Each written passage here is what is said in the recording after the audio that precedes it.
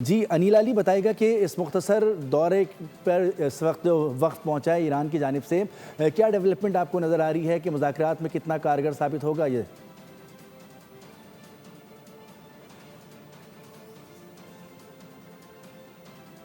जी अनिल आपको आवाज़ आ रही है?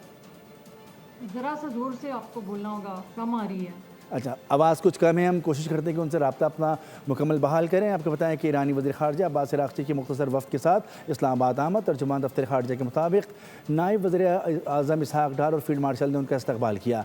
जी अनिला, जिस तरह से इस वक्त वफ़द पहुँचा है पाकिस्तान और उनका इस्तक़बाल किया गया है और अब ये उम्मीद ज़ाहिर की जा रही है कि अमरीका की नुमाइंदगी भी कल तक यहाँ पर मौजूद होगी, और क्या कुछ सूरत हाल बनती नज़र आएगी कि दूसरे दौर का आगाज़ हो जाए?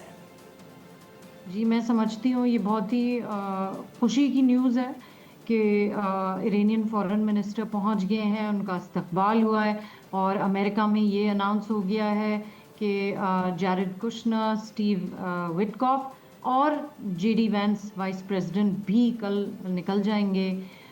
तो ये बहुत ही अच्छी बात है, एक बहुत ज़रूरी अहम राउंड 2 है जिसको कि हम उम्मीद रखते हैं कि इन्होंने वर्कआउट किया होगा पीछे से, तभी ये राउंड और अनाउंस हुआ है कि जेडी वैंस जा रहे हैं। वेदर इसमें साइनिंग होगी नहीं होगी या एक राउंड 3 होगा, इसका हमें पता नहीं है, लेकिन ये उम्मीद है कि बातचीत इतनी पहुंच गई है कि स्टेबलाइज हो जाएंगे पीस टॉक्स।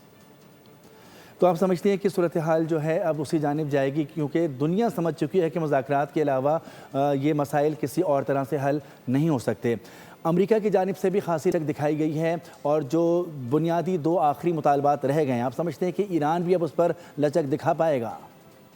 मैं समझती हूँ कि इस वक्त सारे पार्टीज़ के इंटरेस्ट में है कि वो रीजन में स्टेबिलिटी लाएं, क्योंकि देखिए ये जो ग्लोबल एक वो हो गई है ना, ग्लोबल इफेक्ट हो गया है इस वॉर का, जिसमें कि चाइना अफेक्टेड है, रशिया, यूरोपियन नेशंस और सबसे ज़्यादा जो पाकिस्तान के नेबर और गल्फ मुस्लिम कंट्रीज़ हैं वो भी अफेक्ट हुई हैं। आप सुनते हैं प्रेसिडेंट ट्रंप बोलते हैं कि ईरान जो है $500 मिलियन लूज़ कर रहा है एवरी डे। अब आप यही सोचें कि United Arab Emirates, Saudi Arabia, Kuwait, ये कंट्रीज़ कितना लूज़ कर रहे होंगे।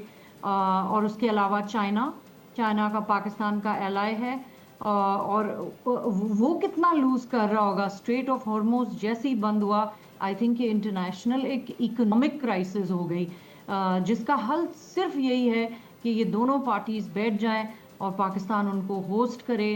बहुत चीज़ें तो वर्कआउट हो गई हैं और जो रिंकल्स हैं वो ये लोग बातचीत करके ख़त्म कर लेंगे, लेकिन ये एक्साइटिंग है टाइम। उम्मीद रखते हैं कि कोई चीज़ बिल्कुल गड़बड़ ना हो, जिसकी कि लगता नहीं है।